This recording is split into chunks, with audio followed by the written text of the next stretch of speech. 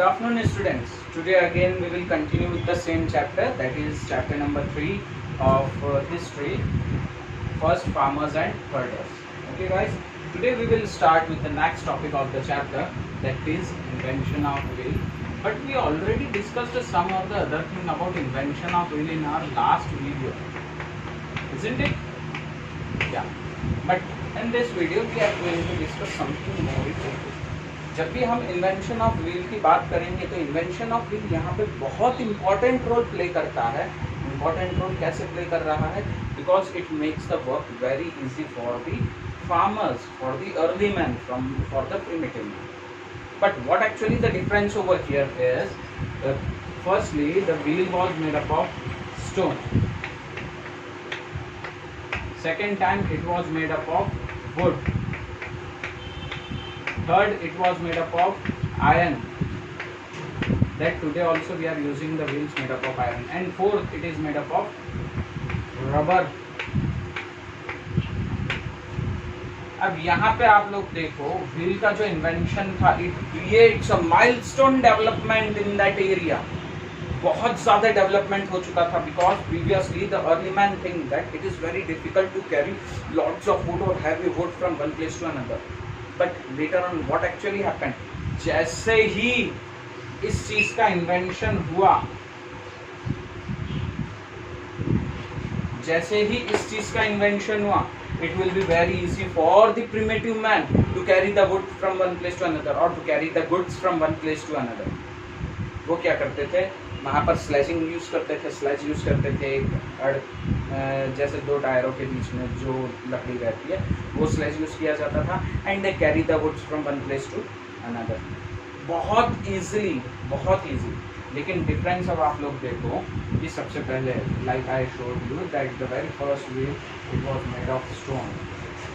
तो स्टोन वाला जो व्हील होता था, ठीक है, suppose this is wheel.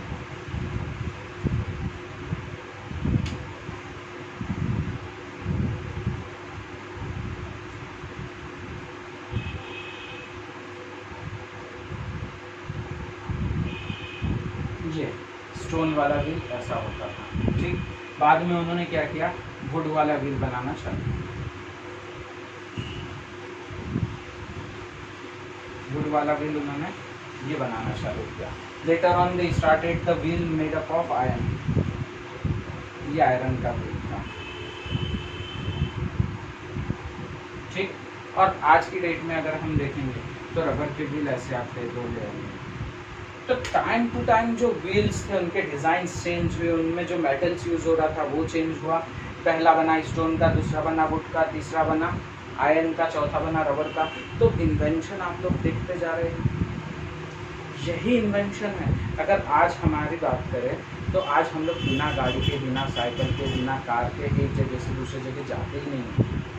Now just imagine how our forefathers were doing during that time. Forefathers, it is the early man only. आदि मानव जो थे हमारे पूर्वज ही तो है. Because by their invention only today we are living a satisfactory life. Today we are living the lavish life, lavish stylish life, luxurious life. यही चीज़ देखो आप लोग कि उन्होंने कितनी चीज़ें करना चालू किया था. धीरे धीरे धीरे धीरे उन्होंने चीज़ें बहुत ईजी कर दी थी. That's why even one more thing they invented. ऐसा कुछ आग, fire bye rubbing two pieces of stones, यही तो उन्होंने किया है. हमारी तरफ से क्या था, वी डोंट नो एनीथिंग.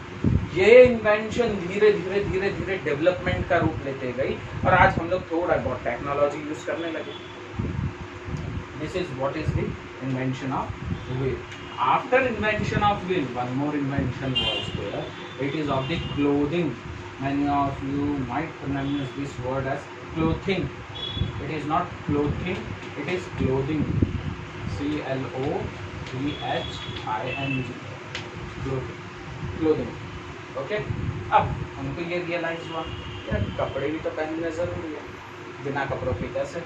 चलो पहले उन्होंने क्या किया, उनको कॉटन मिला. Cotton, raw cotton. कॉटन से बना यार्न. यार्न कैसे बना, वीविंग से. फिर इसको इन्होंने क्या किया, थ्रेडिंग. And ultimately cotton. इतनी प्रोसेस थी कॉटन की, नहीं तो हम लोग बहुत अच्छे से जानते हैं और बार बार आप लोगों ने शायद 5th स्टैंडर्ड में भी पढ़ा होगा कि early man used to wear those leaves, ये यहाँ पे लीव्स पत्ते बांध लेते थे। बाद में उन्होंने क्या करना चालू किया, they started hunting the animals and used the skins of the animals to protect themselves from the natural disasters, natural calamity, whether it may be rain, whether it may be rain, whether it may be the sun rays, or it might be in winter, ठंड से बचने के लिए, बारिश से बचने के लिए, धूप से बचने के लिए उन्होंने जो है जानवरों की स्किन यूज करना चालू कर दी थी। But then afterwards they realized that why don't we use cotton and make cloth of it. यही तो आज हम लोग पहन रहे हैं। हम लोग क्या पहन रहे हैं? अगर नहीं तो आज की डेट में अगर आपको कोई बोल दे बेटा वो पत्तियां पहन के निकलना है मार्केट में, हाउ यू विल रियलाइज? अजीब लगेगा कि हाँ कैसे क्या करें हम लोग। ये चीज उनका इन्वेंशन, उन्हीं के through. Again and again I am telling you guys, the early man is nothing but they are our forefathers who give you lots of things, who left you with many gifts of nature। तो हम लोगों को ये पता होना चाहिए कि आखिर प्रिमिटिव मैन है क्या, वो क्या क्या करते हैं और क्या क्या करते थे और क्या क्या किया है। Whenever you will find a chance to go to any museum in any of the big cities, don't miss that chance, that definitely visit that museum and learn some more things about it, because you will be able to know what were the inventions. It is not only about primitive man or early man, it is about the kings and queens as well. What type of swords was used by them, भाला कौन सा होता था, हथियार कौन से होते थे, तोप कैसी होती थी, अलग अलग टाइप के ड्रेसेस कौन से होते थे। यू नो पृथ्वीराज चौहान का आई थिंक मुझे एग्जैक्ट याद नहीं आ रहा है, लेकिन पृथ्वीराज चौहान का जो शरीर पर कवच होता था that was of 51 kgs। 51 kg का सिर्फ कवच होता था उनका। तो आप सोच लो क्या चीज़ें थी, कैसे होती थी चीज़ें। तो यहाँ पर आप लोगों को ये पता होना चाहिए कि क्या क्या चीज़ें हैं। Okay guys, then we have the next thing, it is the religion and belief and tradition of the early. अब हमारे यहाँ अगर आज की डेट में हम लोग रिलीजन की बात करेंगे या ट्रेडिशन की बात करेंगे तो आज हमारे यहाँ ऐसा कुछ भी नहीं है। रिलीजन और ट्रेडिशन में हमारे यहाँ सिर्फ 2-3 चीज़ें आ जाती है, like Hindu, Muslim, Sikh, Jain, Parsi, Christian, Zoroastrianism, यही हमारे यहाँ रिलीजन है। But during that time do the early man have religion? Do they believe on someone? Yes, definitely there were some of the things on which they believe. The first one is the sun, second one is the moon, third one it is the cow, fourth one it is the cloud। अब इनकी पूजा करने लगे वो। पूजा क्यों कर रहे थे? सूरज देवता रोशनी दे रहे हैं, चांद ये क्या कर रहे हैं? ठंडाक दे रहे हैं, ठीक है। फिर इसके बाद cow provides milk and clouds it precipitates. इन लोगों को ये लगने लगा था कि अगर इनकी पूजा नहीं की जाएगी, इनकी सेवा नहीं की जाएगी, अर्चना नहीं की जाएगी इनकी, तो अल्टीमेटली क्या होगा, ये नाराज़ हो जाएंगे और ये सब देना बंद कर देंगे। और यही चीज़ ट्रेडिशंस में चलती आ रही है। We keep on following the same thing, but remember guys, there is some type of belief in this system. लोगों का बिलीफ है, लोगों के इमोशंस जुड़े हुए हैं। We can not deny of worshipping this things. हम लोग ये नकार नहीं सकते हैं कि इन चीज़ों को वर्शिप नहीं करना है या पूछना है, ठीक है, क्योंकि लोगों की ये बिलीफ है, ये ट्रेडिशन में है, हमारे कल्चर में आ चुका है। We keep on worshipping these natural forces. Okay, even one more fact, whenever there was a person who died in their community during that time, उनकी कम्युनिटी में जब भी कोई मर जाता था या कुछ भी होता था तो ये क्या करते थे, उसको जब ज़मीन में गाड़ते थे तो उसके साथ खाना रख दिया जाता था, पानी रखते थे, कपड़े रखते थे और ज्वेलरी रखते थे, because they believe that this person has to travel a long distance and he has to reach to different world. मतलब इनकी मान्यता थी कि ये जो पर्सन है ये इस दुनिया से दूसरी दुनिया में अब ट्रैवल करेगा, इसको बहुत समय लगेगा, इसलिए इसके लिए खाना रख दो, पानी रख दो, इसके कपड़े रख दो। अब ये एक सवाल आता, sir how do we come to know about all this things? Because of excavations. जब खुदाई होती है ना, that is what we called as excavation. Scientist came to know about all this things. साइंटिस्टों को पता चलता है कि उस टाइम ऐसा कुछ हुआ था, ऐसा कुछ करा था लोगों ने। यही चीज़ तो होती है ना, ठीक है। तो ये बहुत इंटरेस्टिंग फैक्ट है। साइंटिस्ट जब भी कोई ज़मीन खोदते हैं, some or the other thing they will find from that particular place. Either it may be statues, either it may be sculptures, either it may be the skeleton. Even many a times they found jewelry, many a times they found gold beneath the surface of the earth while they dug up the earth's surface.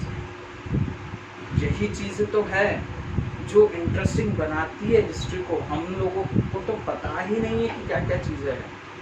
Last topic में मैं आप लोगों को बताऊंगा और कुछ interesting चीज़ें about history that we even don't know today also. Okay, so this is about the religion and tradition. Now we will come to the last topic of the chapter, that is the archaeological excavation.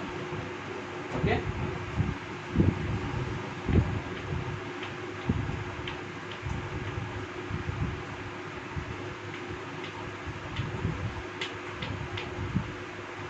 archaeological excavation. Now, if we are talking about the archaeological excavation, one should always remember that it is about getting the things from the surface of the earth. Archaeology की तरफ से archaeological department है India में, which is called as ASI, archaeological survey of India. ठीक है, ये क्या करती है, ये अलग अलग जगह जाती है, पुरानी चीज़ों को खोजती है, इनको जो भी इतिहास से रिलेटेड चीज़ें मिलती है उसको अपने संग्रहालय में, अपने ट्रेजरी में सेव करके रख देती है। And even many times all this things shown to you in the museums. ये वही तो है। Let's take an example like today. अगर हम लोग बात करते हैं थोड़ा प्लैनेट्स के बारे में, how many planets do we have at present? There are around 8 planets in the solar system, right? But according to our shastras, शास्त्र होते हैं हमारे ग्रंथ होते हैं, according to that there are 88 planets. अब आप सोचो कि आज the scientists keep on using those telescopes for getting knowledge of the space or for knowing the universe. But do we have any telescope during that time when our shastras was written by some or the other person? No. But then how they came to know that there were 88 planets? अब कोई सोचेगा sir नहीं किया होगा। No. See, today also the scientists use different grunts for knowing different secrets of the universe. यही चीज़ तो होती है। अब एक और चीज़ बताता हूँ आपको, देखो, one very famous one.